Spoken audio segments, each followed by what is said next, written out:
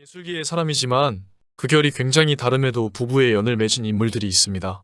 바로 박예리, 파피는준 부부입니다. 얼마 전 파피는준은 오토바이 사고를 당해 많은 이들을 깜짝 놀라게 하기도 했는데요. 파피는준은 자신의 SNS를 통해 바이크 시즌과 동시에 난 큰일 날 뻔함이라는 글과 함께 근황을 담은 사진을 여러 장 게시했습니다. 공개된 사진 속에는 병원 침대에 누워있는 파피는준의 모습이 담겨 있었습니다.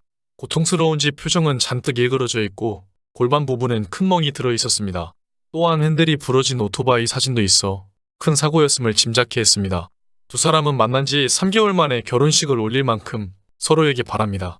하지만 이런 두 사람도 갈등을 겪는 모습을 보이기도 했는데요. 또한 파피는준의 어머니이자 박예리의 시어머니와 함께 지내는 모습을 방송을 통해 보여주기도 했습니다. 따로 사는 집안들도 고부 갈등이 심한 세상인데 함께 사는 이 가족에게는 고부 갈등이 없었을까요? 국악인 박예리는 1999년부터 2015년까지 국립창극단에 재직하며 춘향, 심청, 바리공주 등의 역할을 도맡아 주연 배우로 활동했습니다. 불후의 명곡 전설을 노래하다와 같은 음악 프로그램에 나오면서 대중들에게 익숙한 얼굴이 되는데요. 대장금의 OST인 오나라가 바로 그녀가 부른 작품입니다. 본명이 남현준인 파피는준이 파핀을 시작하게 된 계기는 굉장히 어렵게 어린 시절을 보내면서부터였습니다. 어린 시절 집안이 갑작스럽게 부도가 나서 하루아침에 경제가 굉장히 어려워졌다고 하는데요. 당시 가족들과 흩어져서 살았고 노숙 생활을 3년간 했다고 합니다. 파피는준은 따뜻한 곳을 찾아서 노숙 생활을 하며 교회, 응급실을 전전했고 음식은 남들이 버린 음식을 먹을 정도로 어려운 시기를 보냈습니다. 초등학교 5학년 때 마이클 잭슨의 문워크를 보고 파핀을 시작한 파피는준은 쇼윈도를 보면서 춤을 추고 있으면 사람들이 관심을 많이 보였다고 합니다. 춤에 관심 있는 사람들에게 춤을 가르쳐주자 존재감이 상승되고 인간 대접을 받기 시작했다고 하죠. 그리고 파피는준은 이준호 앞에서 춤을 추고 연습생으로 합격을 해서 연습실에서 먹고 자는 생활을 이어나갈 수 있었습니다. 파피는준은 1세대 파퍼로 스트릿 댄스와 팝핑의 역사의 산증인 중 한 명인데요. 아내 박예리와 방송에 종종 출연하여 부부 콤비로 무대를 선보입니다. 한복 입고 박예리가 국악 버전으로 노래를 하면 파피는준은 자신의 수많은 안무팀들과 함께 여러가지 화려한 안무와 동작들을 연출하는 아주 현란한 퍼포먼스로 지원을 했습니다. 고전 전통인 국악과 현대 예술인 파피는 물과 기름처럼 전혀 안 어울릴 것 같지만 곡의 주제에 맞추어 안무를 짜기 때문에 오히려 굉장히 아름답고 환상적인 조화를 이루었습니다. 파피는준과 박예리의 첫 만남은 국립창극단의 공연 뛰다 튀다 타다에 함께 출연하면서였습니다. 파피는준이 남자 주인공을, 박예리가 여자 주인공 역할을 맡았었습니다. 파피는준은 아내를 처음 보았을 때 신사임당 같은 이미지라 자신이 숱하게 만났던 사람들이랑은 너무도 다른 인물이었다고 합니다. 첫 대면을 하게 됐는데 참 예쁘게 생긴 남자분이 깍듯하게 인사를 하더라. 사실 많은 공연을 하다 보면 상대 남자들을 많이 만나게 된다. 하지만 단 한 번도 사랑에 빠질 일은 없다고 생각해왔는데 파피는준은 달랐다. 검색을 해봤더니 춤추는 모습에 눈물이 나더라. 나보다 2살 어리지만 나보다 더 깊이 있는 예술혼을 가진 사람이라고 생각했다. 그리고 춤 잘 추는 동생으로만 생각했던 파피는준의 문자 고백을 받은 후 내가 그를 좋아하고 있었구나는 느낌이 들어 바로 받아줬다. 만난 지 한 달도 안 됐는데 이 사람이라면 평생 같은 곳을 보며 많은 이야기를 나눌 수 있겠다 생각했다. 아버지한테 어떠냐고 물었는데 세상에 때가 하나도 묻지 않은 순수한 청년인 것 같다고 했다. 굉장히 성실해 보이고 마이클 잭슨보다 춤을 잘 추는 것 같다고 했다. 파피는준의 영상을 찾아봤는 것 같다. 이후 2010년 파피는준은 공연에서 공개적으로 프로포즈합니다. 파피는준은 사랑하는 에리야, 저와 결혼해주세요 라면서 프로포즈를 하였고 이에 감동한 박예리는 그 자리에서 흔쾌히 프로포즈를 받아들였습니다. 파피는준이 목 디스크 진단을 받는 모습이 방송에 포착되기도 했습니다.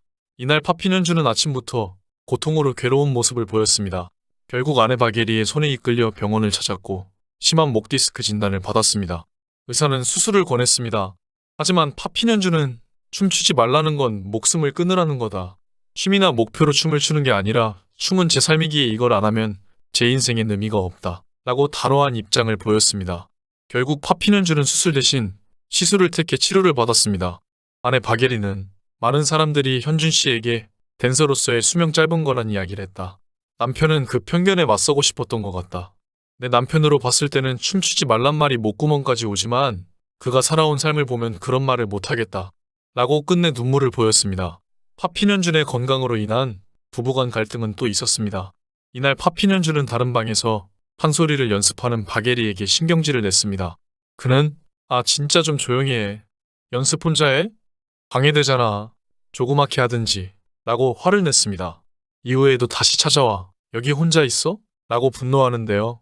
알고 보니 파피넨준이 항상 챙겨 먹어야 할 약을 먹지 않은 것입니다. 박예리는 시어머니와 따로 이야기하는 시간을 가졌습니다. 남편이 약을 잘 챙겨 먹지 않아 울먹이는 며느리를 향해 시어머니는 진심을 다해 위로했습니다.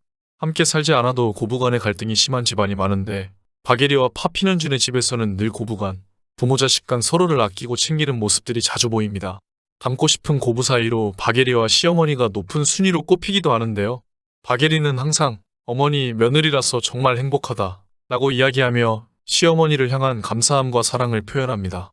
시어머니 또한 파피넨준 엄마인데 바깥에 나가서는 사랑하는 내 며느리 자랑이야 해서 박예리 시어머니라고 인사한다 라고 할 만큼 며느리 사랑이 굉장하죠. 시어머니는 보살인 며느리 박예리를 걱정해 정신과에서 상담을 받게 하기도 했습니다. 시어머니는 박예리와 정신과에 들른 이유에 대해 너무 참는 것 같아서 병이 될까봐 상담을 받으려고 왔어요. 라고 밝혔습니다. 정신과 의사도 박예리가 화를 참다가 누적된 걸 못 견디는 상황이 올 수 있다고 염려했습니다. 박예리는 친정 어머니에 대한 이야기를 털어놨습니다. 엄마가 고단해 보였어요. 그래서 엄마가 미소 짓는 걸 보는 게 저의 삶의 기쁨이자 목표였어요. 하지만 박예리의 어머니는 박예리가 공연 중일 때 돌아가셨고 어머니가 세상을 떠나자 박예리는 지금 살고 있는 내 삶을 그만둬도 괜찮겠다고 생각했다고 합니다. 어머니를 마지막으로 보는 순간 따라가도 괜찮겠다는 생각이 들었어요. 앞만 보고 달렸는데 어머니가 돌아가시니까 내가 이거 잘해서 뭐 하나 싶은 거였죠. 시어머니는 그런 며느리를 보며 우리 집에 시집 온 지 10년이 됐어요. 늘 밝게 웃었는데 엄마 따라서 갈 수도 있다는 생각을 했다는 말을 듣고 충격이었어요. 병원 내려와서 상담받길 잘했어요. 라고 말했습니다. 정신과 의사는 남편에게 사랑을 받으려면 요구하고 미진한 게 있으면 알려줘야 합니다. 남편은 아내가 어떤 사랑을 원하는지 몰라요. 남편한테 바라는 건 뭔가요? 라고 물었습니다. 박예리는 남편이 가끔 상처받을 때가 있는데 상처받지 않았으면 좋겠어요. 현준 씨가 편안해지면 저도 편안해질 것 같아요. 라고 답해 의사로부터 어떻게 나가 없어요? 라는 질문을 받았습니다. 박예리는 저는 제 걱정은 안 되는 것 같아요. 나중에 화가 쌓여서 폭발했을 때 더 큰 충격이 될 수 있다는 말씀이 무서웠어요. 라면서 마음속 이야기를 서서히 해보겠다고 다짐했습니다. 박예리는 한 방송에서 어머니를 보내고 힘들었지만 열심히 살다 보니 정말 좋은 일이 생기더라고 웃으며 이야기했습니다. 그러면서 하늘에 계신 어머니가 예쁨 받고 살라고 시어머니를 보내주신 것 같다고 시어머니에 대한 애정을 보여 훈훈함을 안겼습니다. 이 돈독한 가족을 보며 시청자들 또한 애정어린 시선으로 바라봤습니다. 파피넨준과 박예리 그리고 이들의 가족 모두 건강한 모습으로 방송에서 자주 볼 수 있길 기대하겠습니다. 지금까지 영상을 시청해주셔서 감사합니다. 댓글로 여러분들의 소중한 의견을 자유롭게 남겨주세요. 구독과 좋아요 부탁드립니다. 알림 설정을 누르시면 누구보다 빨리 최신 영상을 보실 수 있습니다. 감사합니다. 행복하세요.